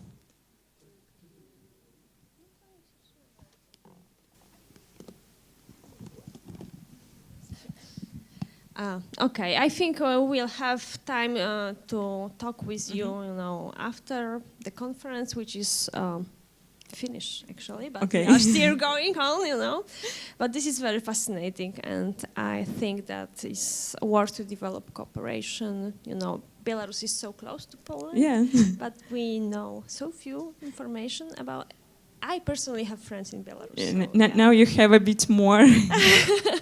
So, I think this is the topic for us, yes. So thank you very much. Okay. Thank you for coming on such a short notice, and Yeah, thank you. Thank you very much. Okay. And we have a spontaneous, very short information from our friend, Professor Rumińska-Zimny. Also a global issue, so please. So, that's okay. Yeah, I already told it. No.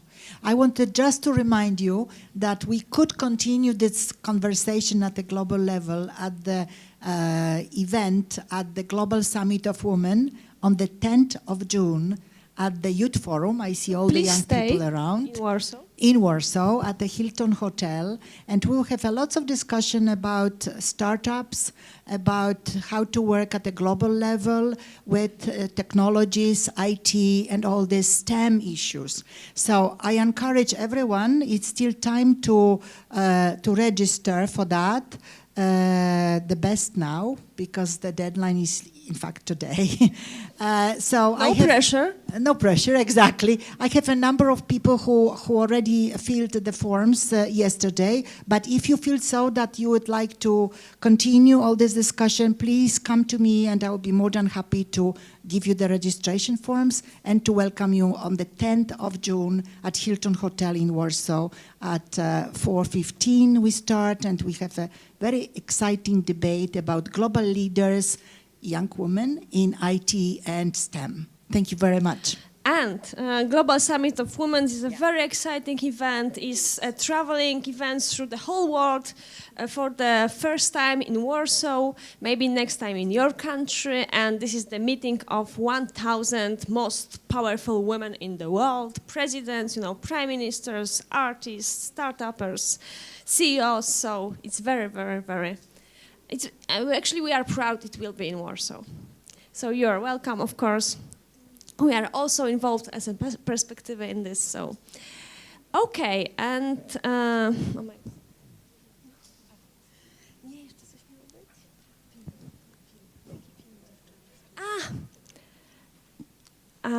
yes, mamy głos. Where are you, girls? Okay, please keep it short. Będę mówić po polsku. Dzień dobry, mam na imię Ola i reprezentuję tutaj Mamy Głos. Mamy Głos jest jeszcze nieformalną inicjatywą, która działa od 7 miesięcy. I chciałabym tylko krótko powiedzieć, czym się zajmujemy, ponieważ nie specjalizujemy się w tym, aby wspierać dziewczyny tylko w STEM, ale chcemy wspierać dziewczyny na wszystkich płaszczyznach i przede wszystkim mówić im i sobie, bo osoby, które tworzą Mamy Głos, to właśnie młode dziewczyny, nastolatki, tak jak ja, że mamy siłę, mamy wartość i musimy ją wykorzystać. I Mamy Głos też było startupem, społecznym startupem, a inspiracją do stworzenia takiego projektu była historia właśnie Kamili, czyli dziewczyny, którą widać tutaj. Kamila jest w 2. klasie liceum, ale rok temu była w klasie humanistycznej i postanowiła, że przeniesie się do klasy politechnicznej. Stwierdziła, że chce studiować w przyszłości robotykę, że jest zainteresowana fizyką i matematyką, a nie językiem polskim i historią. I poszła do dyrekcji i powiedziała, że chce zmienić profil swojej klasy. Okazało się, że to nie jest takie proste, jakby się wydawało. Zajęło to Kamili ponad miesiąc, aby przenieść się z klasy humanistycznej do politechnicznej. Musiała pisać różne testy, które udowadniały, że nadaje się do tej klasy. W tym czasie również koledzy z klasy humanistycznej, chłopacy, kilku z nich również stwierdziło, że to jednak nie ten kierunek i chcą zmienić klasę z humanistycznej na politechniczną i zajęło im to tydzień. I to bardzo nas wkurzyło i pokazało, że coś musimy zrobić, że dziewczyny wciąż są jednak dyskryminowane i że stawia się im tak wysoką poprzeczkę, że nie wierzy się w nie, więc jak one mają wierzyć w siebie. I tak powstał właśnie Mamy Głos. Mamy Głos dlatego, ponieważ dziewczyny muszą być usłyszane i chcemy, żeby nasz głos był słyszany. I Chcemy też pokazać dziewczynom, ja się bardzo cieszę, że tutaj jesteśmy dzisiaj, bo tyle inspirujących kobiet jest na tej konferencji i ja już tak bardzo uwierzyłam w to, że ja też mogę odnieść sukces w przyszłości, że to jest niesamowite. A wystarczyło tylko zobaczyć te kilka kobiet, które mówią o tym, jak stworzyły wspaniałe rzeczy, które zmieniają świat. I to jest właśnie również to, co chcemy robić Mamy Głos, ponieważ kiedy spotykamy się, organizujemy różne warsztaty i spotkania dla młodych dziewczyn, ale również też i dla chłopaków. I kiedy na tych spotkaniach często na początku gramy w taką grę i prosimy, żeby wymienić 3 prezydentów. I to jest bardzo łatwe. A potem prosimy, żeby wymienić 3 prezydentki. I wtedy nikt nie umie nic powiedzieć. A potem prosimy, żeby wymienić 3 fizyków i to jest znowu wspaniale, bardzo łatwe zadanie. A potem prosimy, żeby wymienić 3 fizyczki i lista kończy się na Marii Skłodowskiej-Curie. I dlatego też organizujemy takie rzeczy jak warsztaty na różne tematy dla dziewczyn i spotkania z inspirującymi kobietami. Również będziemy też jesienią organizować warsztaty asertywności i samoobrony i różne takie rzeczy, które właśnie mają pomóc dziewczynom uwierzyć w siebie. I też zachęcam wszystkich, żeby wesprzeć nas w naszym nowym projekcie, jakim jest kolorowanka. Będzie to kolorowanka z megababkami, czyli taka książka, w której będzie 30 wspaniałych kobiet, które polityczek, naukowczyń, artystek z małymi biogramami. I te kolorowanki trafią do szkół, do dziewczyn w różnym wieku, aby je zainspirować i aby pokazać, że mają wzorce, z których mogą czerpać inspirację do tego, żeby działać i żeby używać swojego głosu i swoich umiejętności. Tym bardzo dziękuję. Dziękuję Ci bardzo. My jesteśmy zachwycone tym, co robicie. Możemy robić dużo fajnych rzeczy razem, także super. I would like to invite again Petra and me too, just for a moment, to present our common project. Me too. Don't sleep.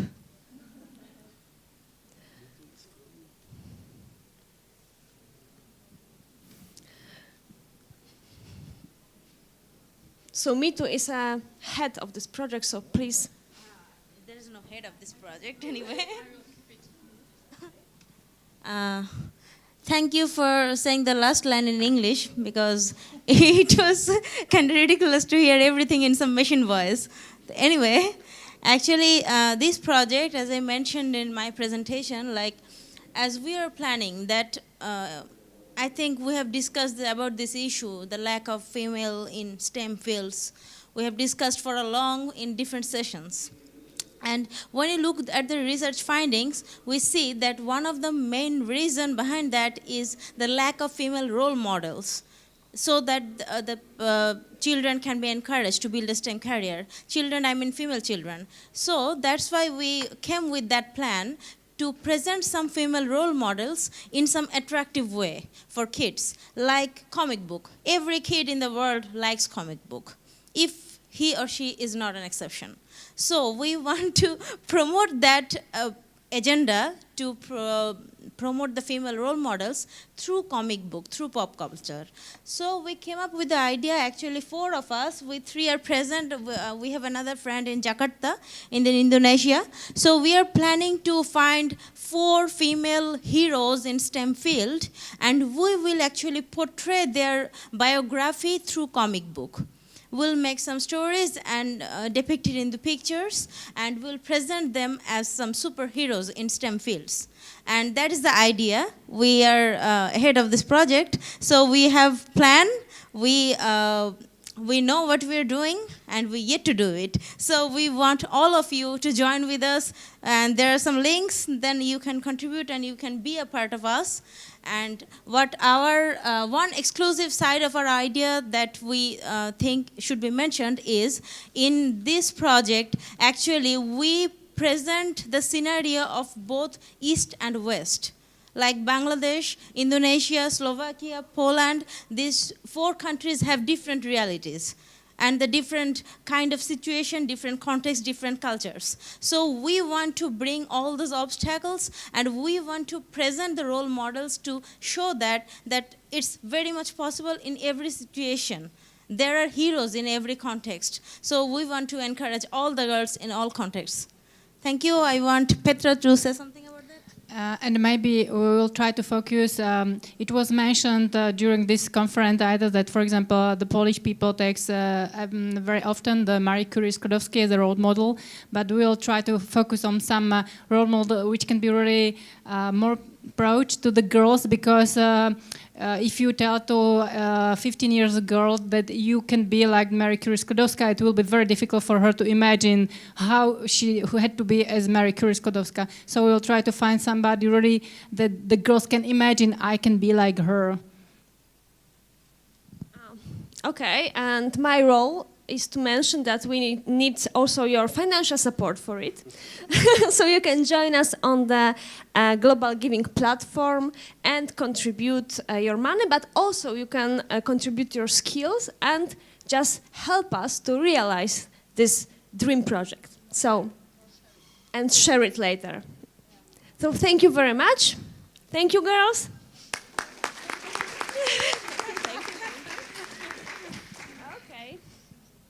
Okay, so now we are just heading to the big finale. This is not coincidence that I will ask now Eva Fabry to introduce her great event, European Celebration of Women in Computing, and our secret plan is to make it next year together. Please, Eva. Hello, everyone, and I'm really thrilled to be with you. I must say that Bianca, I learned personally what type of activities she was doing just approximately a year ago, and I would like to say that she's very Scandinavian in one way, because she's extremely humble, and therefore I didn't really foresee the depth of the work that you are doing, but I'm really impressed by it, and I'm very happy that I could be in the event for both days. We just ended the first European celebration of women in computing, an event which took place 25th and 26th of April in Brussels. I would like to say that the challenge to make this event happen was really huge, because more than a year ago, I was invited to the stage to attend the Grace Hopper celebration, which you know is the biggest celebration for girls and women in technology globally. Some of you might have even attended it.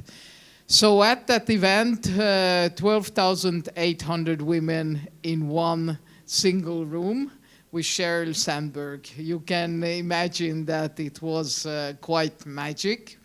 And actually the reason for the invitation towards me was that our European Center for Women and Technology was asked if we would like to host the European regional celebration in the next years.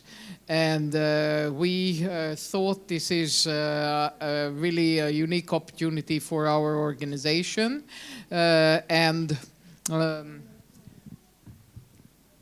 Please, the movie, okay. yes? That's very good. Actually, you know, I would, before talking more about the event, I would just like to say a few words about the Women in Technology agenda and our center. Because I think that I don't need to repeat all the statistics. You all know about this. One thing is sure, that the European Commission has been for a long time looking at the added value of the gender dimension. There is a study completed in 2013 which gave a prognosis according to which involving more women in the digital sector would create an added value of 9 billion euro GDP boost in Europe. This is a figure we have been repeating for some years. However, I would really like to say that one missing link is precisely the Commission's engagement in this field. There are many projects and initiatives that are supported, but these are all small pockets of money. Thank you. And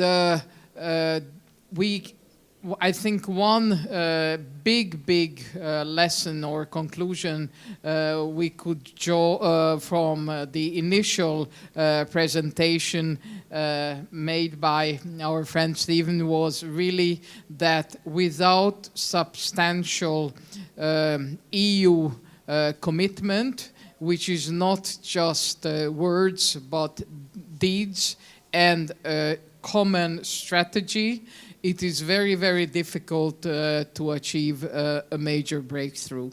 So I would like to say that European Center for Women and Technology is a non-profit organization registered in Norway but operating all around Europe. We have a basic concept which is creating a national platform of multi-stakeholder actors, so public sector, private sector, academia and NGOs working together to promote more women in technology.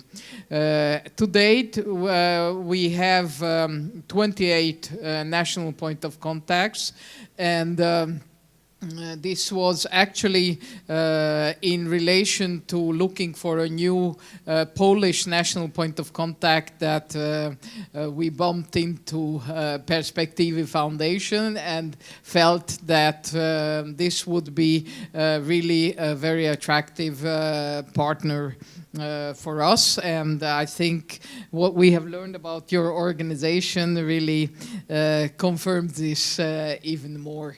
European Center for Women and Technology has 5 key priorities and operates in practically all areas, in the sense that we look at education, workforce, entrepreneurship and leadership. And the basic aim of the center is to function as a regional single point of contact for providing an overview of the situation of women in technology in policy areas, in research areas, providing resources for the existing actors and creating a common a joint community or a common platform, which we also unite through a common website that our national point of contacts and our members are using. We started out with 16 member organizations. We now have a bit more than 130, and these vary from global players and strategic partners to long list of really most prominent technical universities in Europe and European and national NGOs. My dear colleague Line has left, but I would like to say that the way we work with attracting more girls into technology in Norway, I think, is a reality that every single European country would be happy to see in the future, and we are very keen on sharing experiences and welcome any organization or individual interested in our best practices. Actually, the European Council for Informatics Departments has awarded also the university with Best Practice Prize for precisely the work that Line presented. Why European celebration for women in technology?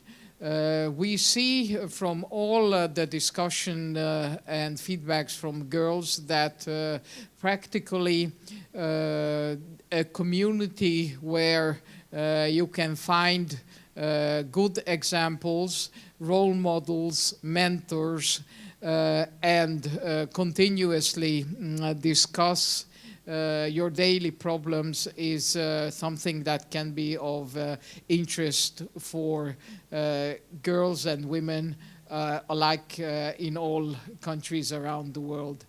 I would like to say that I wish that everyone would have the opportunity to attend once in a life the Grace Hopper celebration, because it does make a difference if you have a room with 500 people or if you have a room with 12,500 girls. It really has a magic,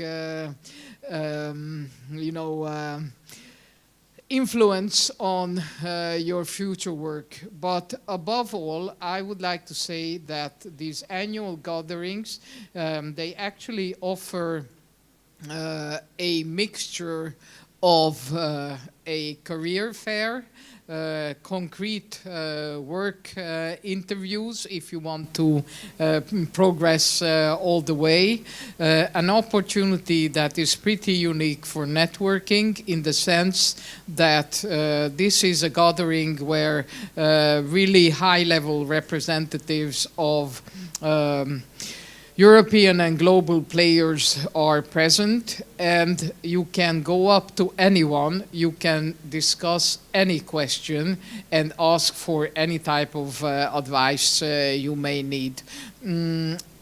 During our event, the first event attracted 515 participants from 37 countries.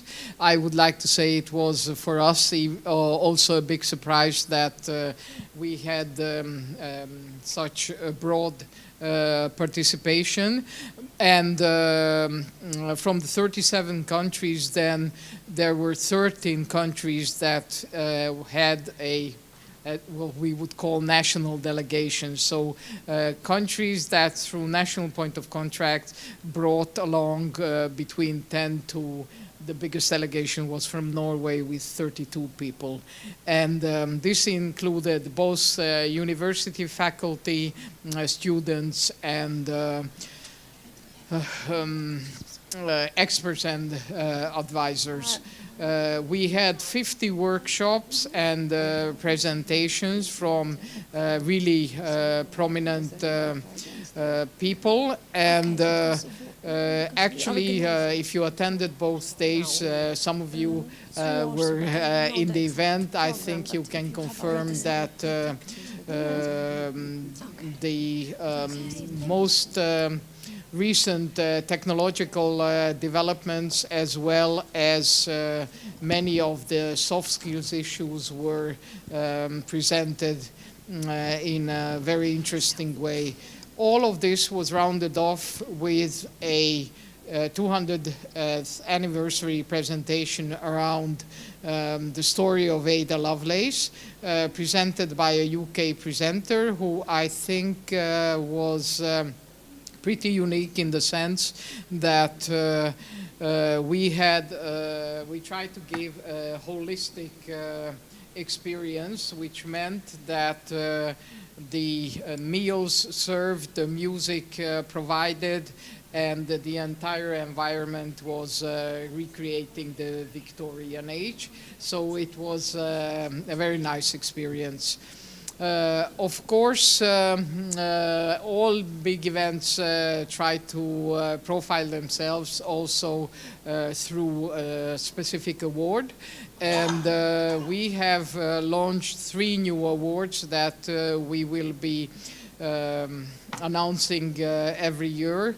One is Ada Lovelace Excellence in Computing Award for Women, which we feel is simply lacking in spite of the fact that there are many awards handed out all around Europe.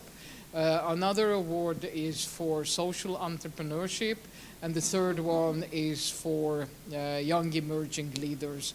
I would like to mention that, interestingly enough, our award winner for social entrepreneurship, the very same day she was announced as winner for Europe, also won an award in the US given by the State Department for emerging young leaders. They selected 10 from the whole world, and the girl called Nino, she is from Georgia. She is running an online community for young girls in Georgia, and as mentioned, won also the State Department award. Altogether, we had 16 companies and 3 universities and 10 NGOs from Europe and globally that have sponsored our event. And of course, one of the questions that was most interesting for all was really where we go next from here. And I'm very happy to announce that the decision was to come to Warsaw. And this is sealed by the helmet that I have received from Bianca in the event. And I would like to say that after having seen these 2 days with you, Bianca, I am very, very sure that we will together manage to run a really attractive celebration in 2017. I would like to round off by advising to some links if you send out the presentation, and finally just show a brief teaser from the video that is summarizing the event in Brussels.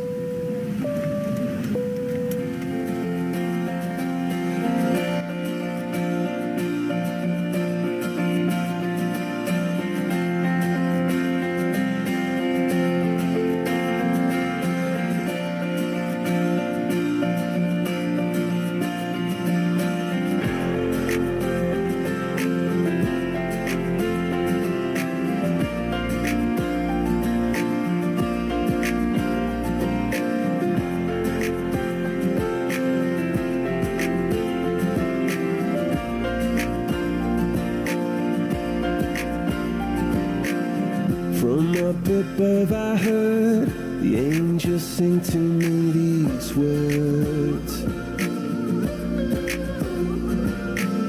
and sometimes the attendees of this conference are incredible women. And as you wander through the day, listen, connect, and be inspired, because the brilliance of the women who are here today can help you. And I have 2 pieces of advice. One is to go for what you want. The taking risks is really what it's all about. and to also engage with who you want. You're not in this alone.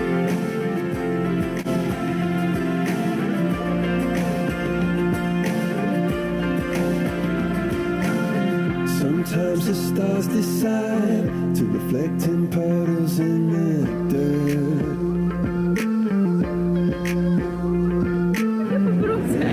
Powiedz mi, która przemowa zrobiła na tobie największe wrażenie? Największe wrażenie ostatnia przemowa pani ze Stanfordu,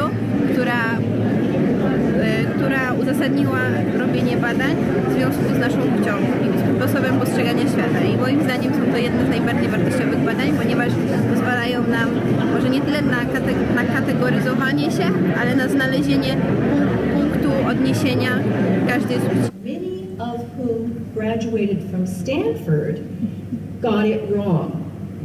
So one thing is that we at Stanford, we teach a lot about gender at Stanford. I teach a course on gendered innovation, but I'm in A powiedz mi, czy zamierzasz to wykorzystać w swojej przyszłej pracy? Jak najbardziej. Gendered innovations. She's really the number one expert for this in worldwide context. Tak, analiza danych przede wszystkim w to, w jaki sposób się zachowujemy, co nasza płeć tak naprawdę nas demaskuje. Kobiety mają inne przyzwyczajenia, mężczyźni mają inne przyzwyczajenia. To też się często wiąże z naszymi rolami, jakie pełnimy w społeczeństwie. Też dlatego uważam, że ten punkt widzenia jest najbardziej wartościowy. A powiedz mi jeszcze, jak widzisz przyszłość kobiet w nowych technologiach? Jaka była według Ciebie najlepsza? Wydaje mi się, że kobiety mają takie same prawa jak mężczyźni, że jeżeli są w czymś dobre, to będą na wysokich stanowiskach. Jeżeli niekoniecznie, no to albo będą musiały się doszkolić, żeby doścignąć tych mężczyzn, albo nie. No oczywiście mają trochę pod górkę, ale to też nie jest absolutnie determinowane tym, że są kobietami. Tak, jeżeli ktoś coś chce, to zrobi, niezależnie czy jest kobietą, mężczyzną, czy ma lat 20, czy ma lat 50. Okej, dziękuję Ci bardzo.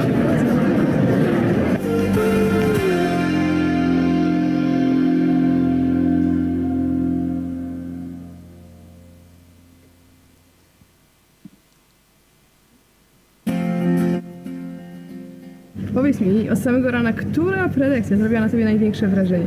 Może nie prelekcja, wypowiedź tutaj koleżanki pracującej w Google w Zurichu, koleżanki Ekateriny, która mnie zainspirowała, ponieważ ona studiowała full time i pracowała full time. Była w stanie to pogodzić. Później pracowała w Google full time i jeszcze zrobiła doktorat. Było naprawdę inspirujące i napawało taką energią, że chyba jednak powinnam zacząć więcej pracować.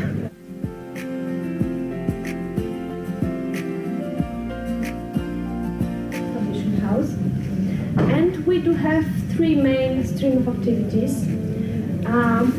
All those activities are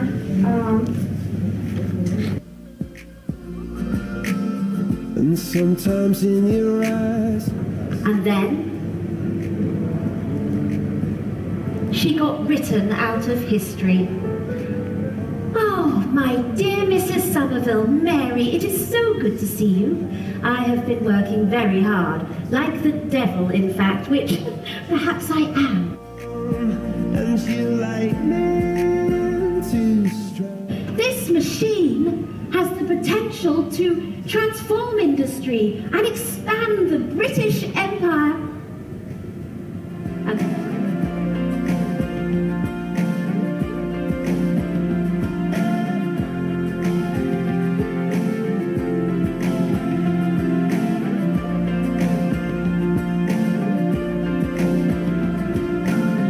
Sometimes the stars. Powiedz mi, jakie są Twoje wrażenia po drugim dniu konferencji i ogólnie jak Ci się tutaj podobało?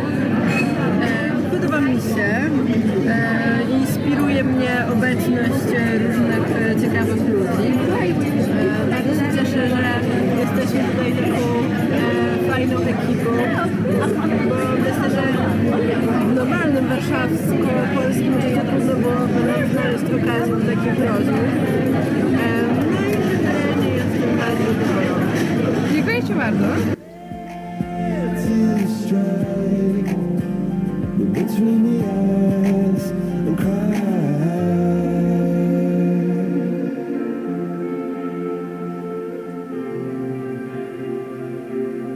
Leave the music on.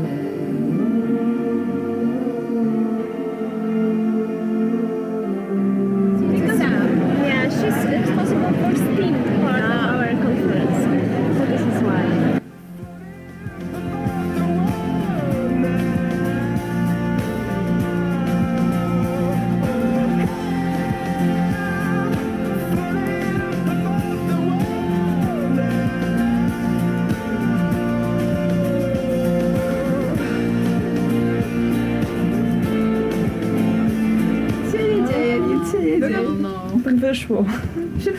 Shit happened, proszę Państwa. 8 piętro. Brusek wcale nie jest wysoka.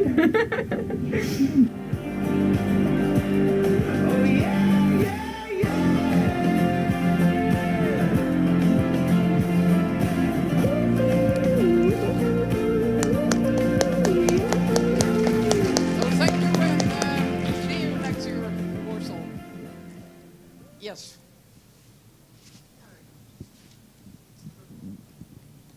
Thank you for that very interesting talk.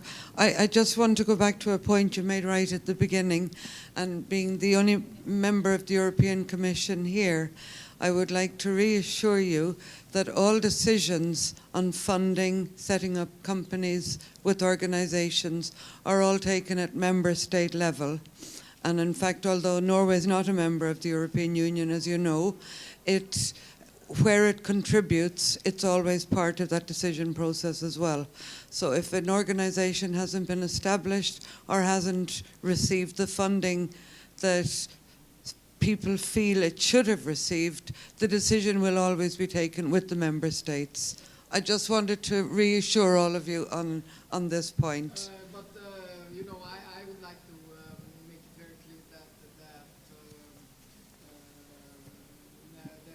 there were no thoughts behind this from my side in regard to funding of the event, in the sense that from a formal point of view, our organization is regularly receiving funding through projects, and we participate in the eSkills for Jobs event every year. Yeah. So it means that also, as you could see from the logos, we had a very symbolic budget for this in the event. But on the other hand, you know, my reflection was more on the big transformation for Europe. And I am very glad that you stayed with us until the very last moment, because I am just so passionate about this whole issue of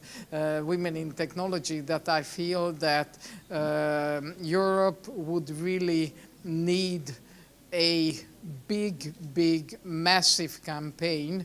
And for me, you know, I am a bit jealous when I see President Obama going to Stephen's organization and not seeing, let's say, the president of the EU going around and looking at all these amazing events taking place now in more and more European countries. So we could enforce this much more powerfully if we would see that politicians from the European Commission also get on board.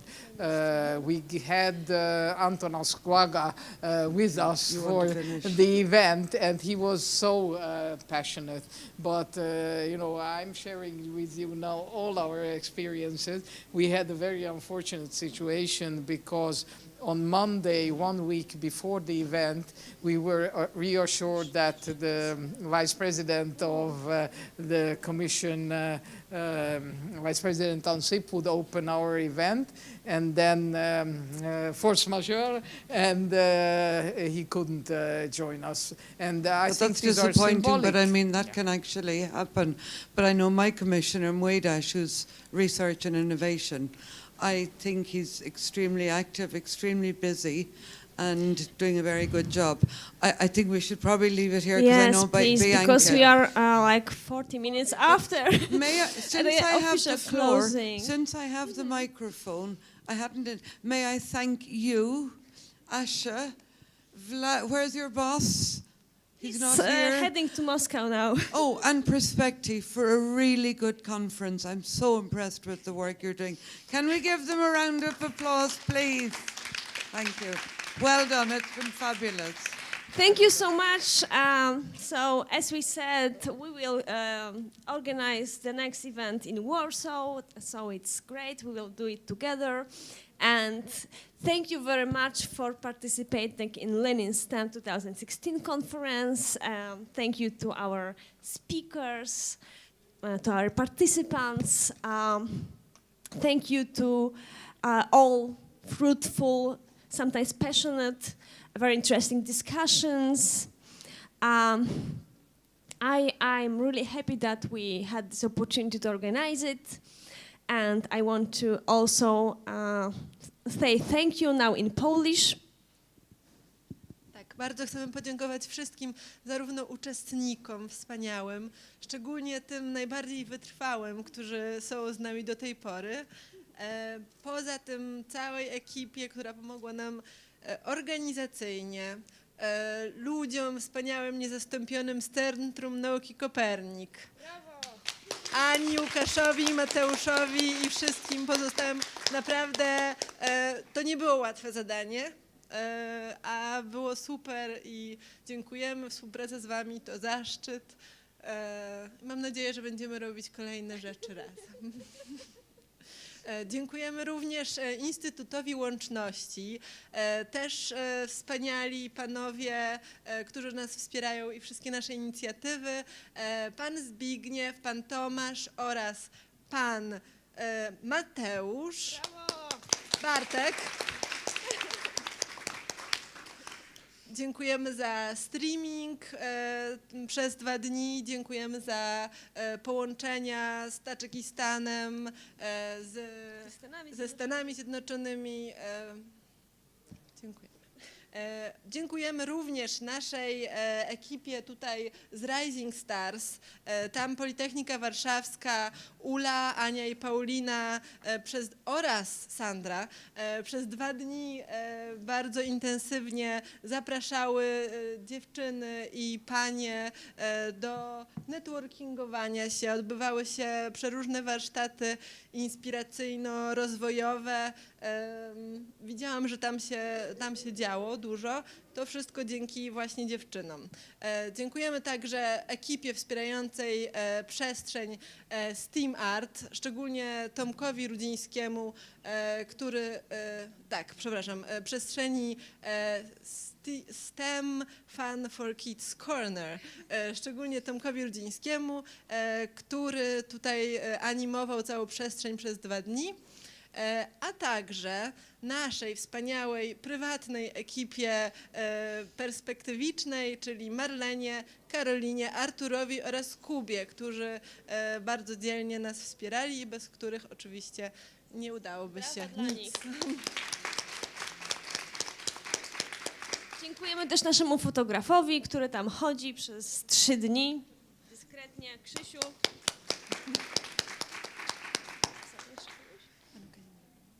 Dziękujemy też panu Kazimierzowi, który tutaj z ostatniego rzędu trzyma pieczę nad całością i właściwie tutaj jest mózgiem tej całej operacji oczywiście.